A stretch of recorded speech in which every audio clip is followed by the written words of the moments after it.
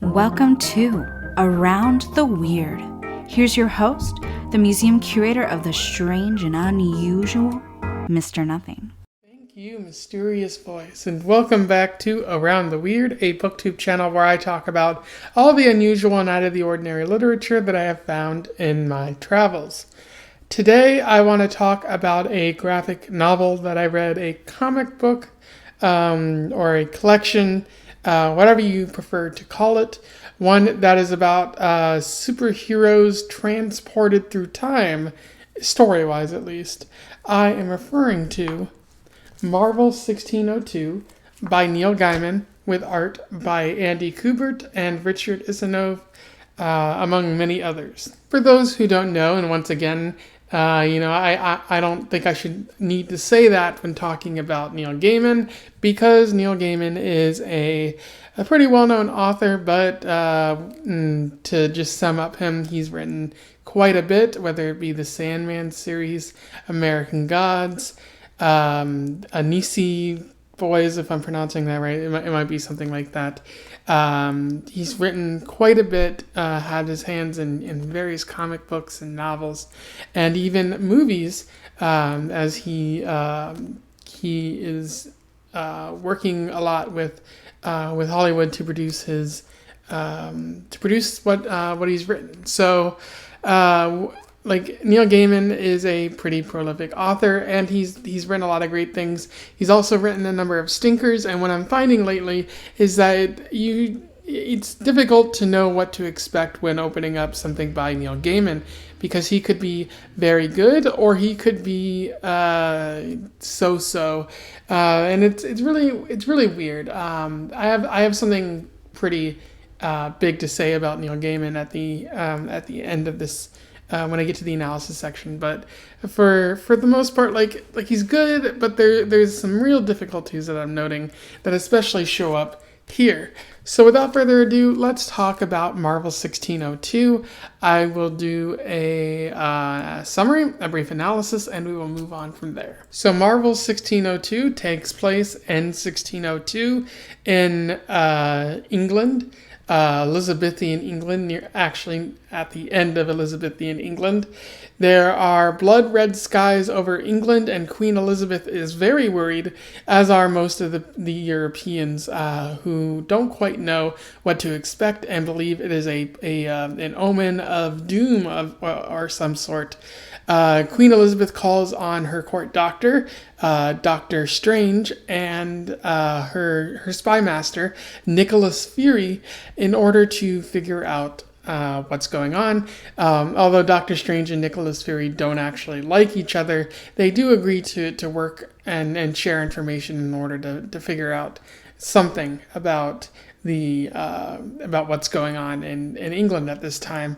Meanwhile, in Spain, Ye Olde Angel, a witch blood, which is just a fancy term for mutant in this story, is saved by other members of the witch blood, including Professor X, Scott Summers, and Jean Grey, among a couple other people.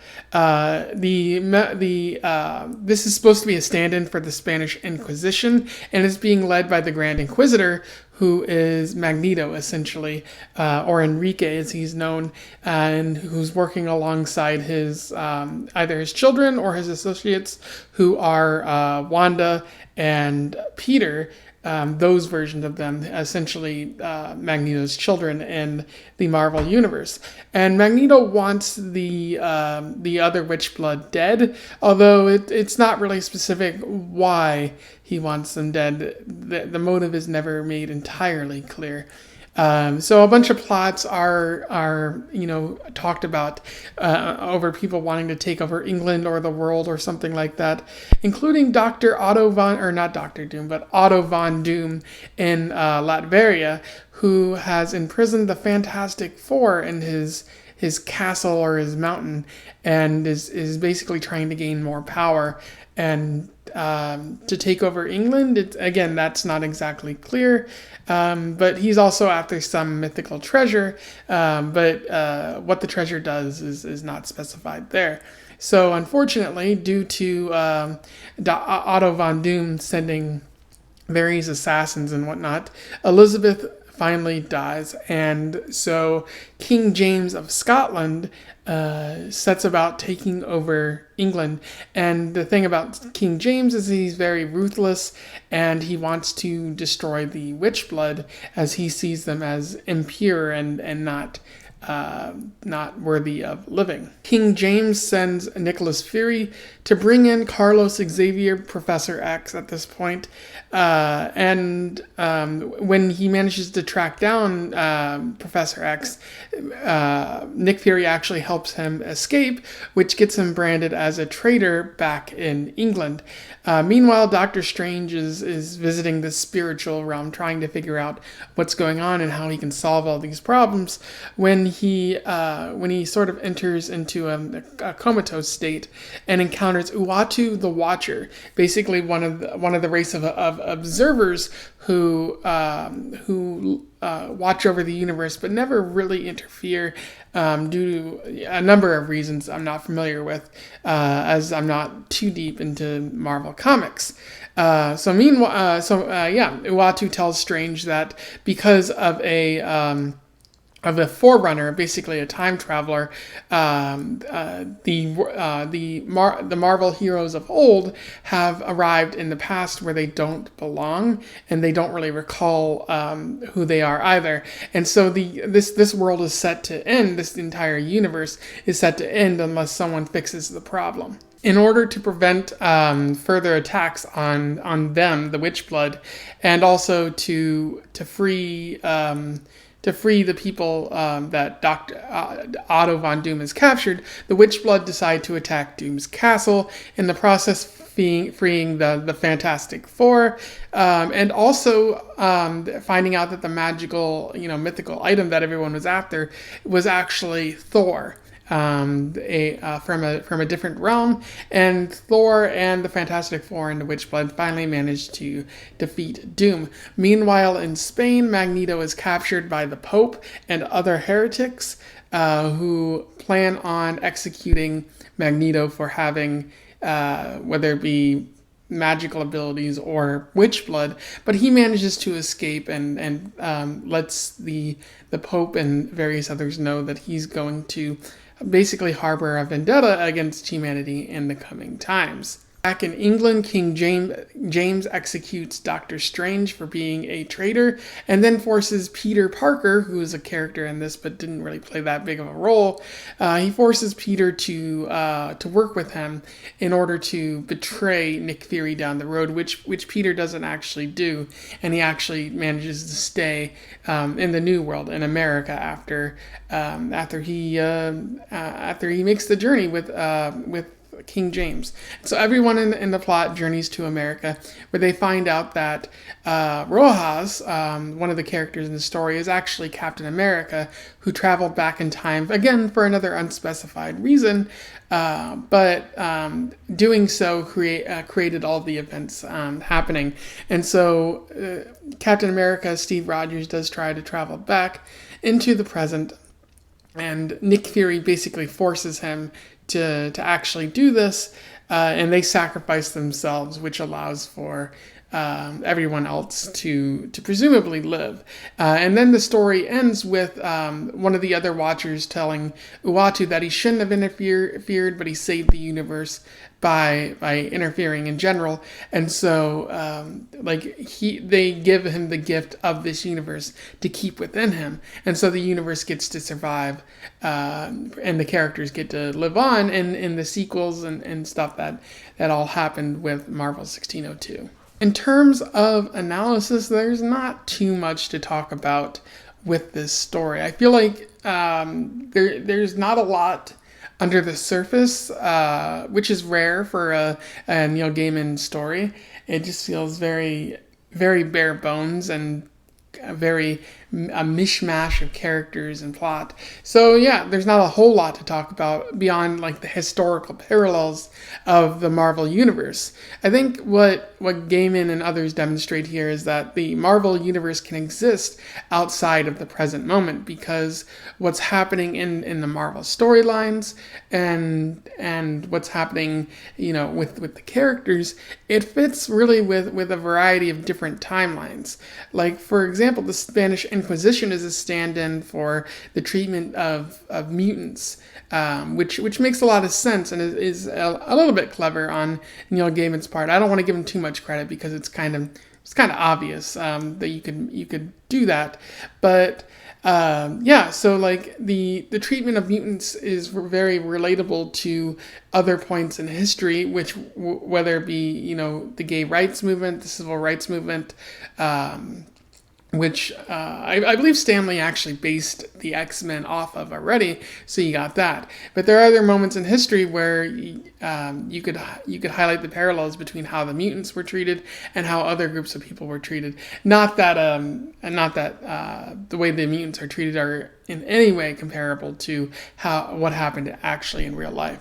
And then you have the chaos and intrigue with the changes of leadership throughout history and how that matches with the chaos and intrigue of the Marvel universe. When Queen Elizabeth died, that threw a lot of chaos into the United Kingdom, and that's much what you would find in any Marvel story. And so it really feels like a perfect match of blending the two together.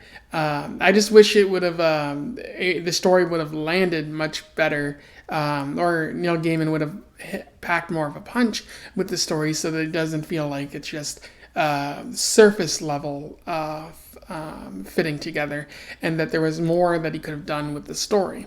So, like, one of my biggest issues with this story is that Neil Gaiman never provides a reason for why any of this matters in the story. Like, why does it matter that this is set in the 1600s? Why does it matter that Captain America traveled backwards in time? Why did Captain America, Steve Rogers, choose to cosplay as an indigenous American? If he was still conscious and he didn't travel backwards in time inside the mind of another, like, he's still a white man from Brooklyn pretending to be a Native American for reasons that aren't exactly clear. And then when he reveals his identity to the other people, he still dresses as a Native American. And I get that maybe Neil Gaiman is trying to, say, well, like, indigenous Americans are the true Americans or whatnot, but it still comes off very weird and kind of racist that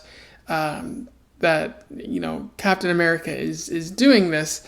And to make matters worse, like, there's never really a good reason why Captain America went backwards in time, unless, of course, it's explained in some other comic. But again, if I have to read like several other comics to understand Marvel 1602, then Neil Gaiman did a pretty bad job of introducing these characters and this world. Another question that pops up in the story is, why does Doom want? Why does Doom want power? And what does he want beyond power? Why is he keeping the Fantastic Four in his castle, holding them hostage? Why is he plotting the downfall of so many others? I don't think Neil Gaiman ever provides a good reason for this, other than, Otto von Doom, he loves power, and he's going to try to get it any way possible. Otto von Doom doesn't really feel much like a character in this story. Feels like a bit of a cartoon, and that's what he is. Maybe this is for children or something like that. But you should still make him a three-dimensional character, and Neil Gaiman fails to actually do that here. Another thing I'll note is that Magneto's story feels inconsequential to the overarching plot of the story. Like, it feels like you could have cut out that story altogether, and it would have made this entire thing more coherent. What feels weird about Magneto's story is it's never clear why he's against the other Witchblood. In the traditional X-Men comics, like, yeah, the Brotherhood of Mutants led by Magneto are against Charles Xavier, Professor X, and the X-Men. But what their problem is the difference of opinion. The Brotherhood of Mutants believe that mutants are above humanity, while Charles Xavier believes that the mutants can live alongside humanity, and that's where their differences come. But in no way does Magneto ever work with the humans to destroy Wolverine and company. So why is he trying to do that here? Why is he working with the church to burn the other Witchblood? Like, doesn't he realize that at any point in time, the church will definitely turn against him? Maybe that's Neil Gaiman's point, but it doesn't quite make sense because Magneto is smarter than that. Like, he's been proven to be smarter than that, and it makes him seem like a real dope in this story. And he never really seems to be in any trouble. Like, the church captures him, but he's like, oh, I have magnetism powers, so you can't catch me. And then he kills everyone and leaves. And it doesn't really seem like his story had a purpose there. And the worst part about all this is that it feels very gimmicky. In the beginning, in the introduction, and in the afterword, like Neil Gaiman notes that this wasn't simply a pastiche of like taking the Marvel characters and putting them in 1602, that it was something much deeper. But it never feels like it's anything deeper than set dressing, a new scenery for these familiar characters. A lot of the times it's just like characters saying familiar things about like spiders or various other elements of the Marvel universe, and just winking at the camera and being like, hey, we said this in the Elizabethan era. Like, isn't that different and interesting? One of the reviews for this book said that is it good? Yes, but is it groundbreaking? No. It doesn't feel like anything more than a what if episode. And I would agree with that, but I wouldn't go so far as to say this is good. This is very mediocre, unfortunately. It's mediocre for Neil Gaiman, and it's mediocre for Marvel in general. Like, they've proven themselves, in the years before this even came out. Like, they've proven they could do better. And even during this time, they've proven that they could do better, because they did House of M, which was an interesting comic, and they also did Marvel Civil War shortly after this, which was very controversial, but at least it tried something. It tried to be different. And this comic, unfortunately, doesn't try hard enough, and it just feels too much like a gimmick. Anyway, those are my thoughts on Marvel 1602. As I said before, Neil Gaiman is a fascinating author. In my opinion, American Gods is a modern classic. But for as much good writing as Neil Gaiman does, he also does a lot of bad writing. Like, the Graveyard Book is borderline, unreadable. And Marvel 1602 is very boring. And there are a couple issues of the Sandman series that are, incomprehensible to me. And so it really feels like with Neil Gaiman, you're going to get a hit or a miss, which is really annoying and frustrating to me, because for someone who is so talented and who has proven many times before that he can write something that hooks the readers, it feels very lazy on his part to write something that is Marvel 1602. Like, that is not exciting and very boring and by the numbers. I don't know why he does that. I think a large part of the problem is that when he's writing about mythology and concepts, things that aren't exactly static, he does great. Like, he does a great job exploring those ideas. But when he has to write about physical stuff like superheroes or even like children who are friends with ghosts, like, it comes off as maybe he's not nailing that as much. Like he has problems with physical concepts, which is very unusual. But it's something to think about. Anyways, if you read this book before and you want to comment on it, or you simply want to say something about my review, do so below. I would love to hear from you and have a discussion about Neil Gaiman and Marvel 1602. Otherwise, feel free to like, share, and subscribe so that other people can find out about my thoughts on Neil Gaiman as well as this book. And until then, I wish you the best of luck in your weird and colonial travels. Farewell.